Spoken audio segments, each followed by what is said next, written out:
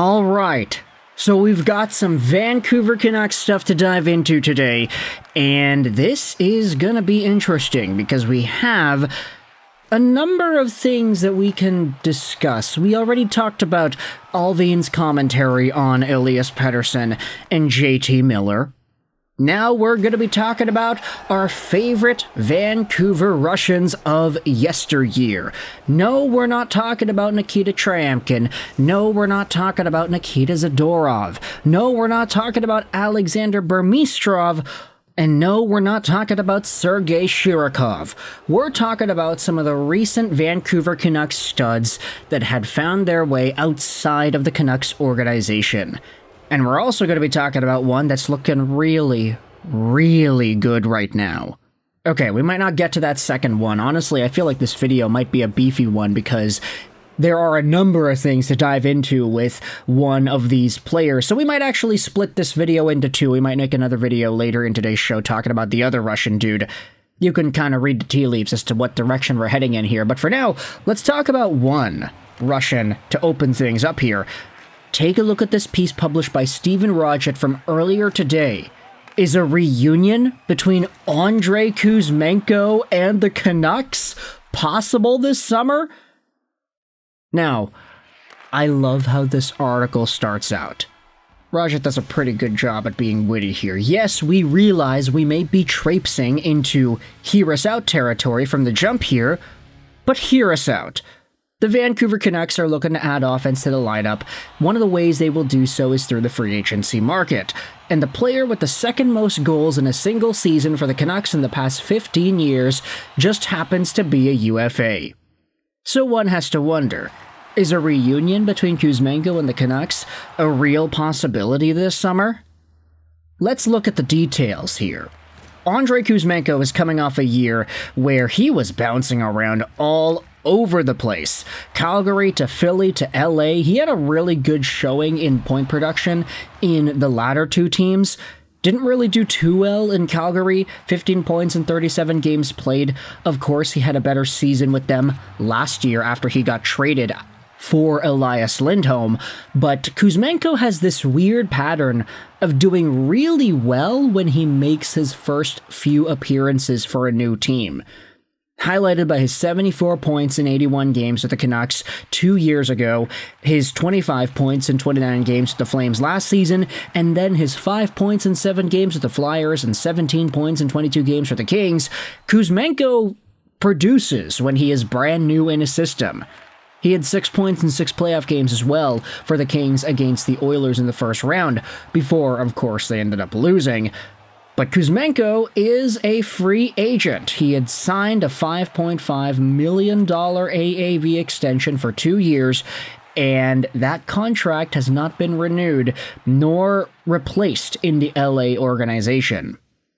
With this in mind, is Vancouver a destination? Well, I will say that people have been talking about Vancouver and Kuzmenko because of the fact that Kuzi's dad has still worn that Vancouver drip. This was posted by Kuzmenko a few days ago after the Edmonton series. It's him hanging out with his parents in front of a view, and you could see his dad still has a Vancouver Canucks shirt on. I'm not saying that means anything per se, but I'm just saying. Let's go back over onto the article and read what it has to say. It talks about how Andrei Kuzmenko was really good with the Canucks, and he scored the most goals a Canucks player had scored since Daniel Sedin and Kessler, until Brock Besser ended up getting more the next year. And then he signed, and then Rick Tocchet came in, and Kuzmenko arrived at the 2023 training camp with questionable preparedness after a summer in Bali. The reaction was not good. Kuzi got off to a much slower start in 23-24, and then went ice cold when the new year hit, with a 10-game pointless streak. That was the last straw, and he was shipped off to Calgary in early February as part of the return for Elias Lindholm. Rodgett then gets into why it might be possible to see Kuzi come back.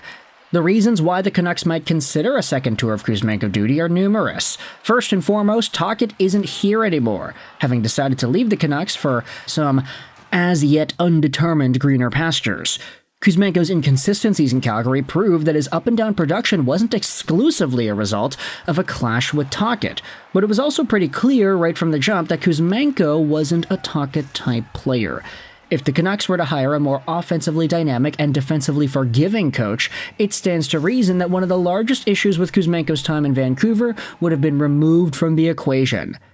It also cannot be ignored that one of the Canucks' foremost mission statements for 25-26 is to get forward Elias Pettersson back on track. And on that front, it cannot be denied that Kuzmenko once brought out the best in Elias Pettersson.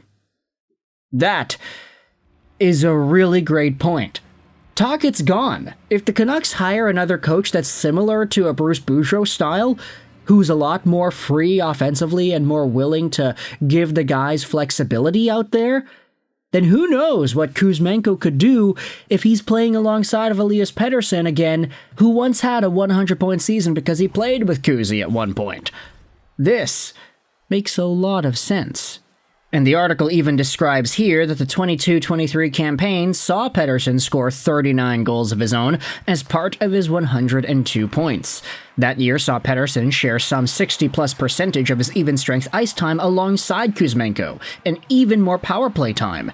It was obvious that the two had some real chemistry, even if that chemistry largely evaporated for the start of 23-24. A reunion with his old running mate isn't the worst idea in the world to get Pettersson going again.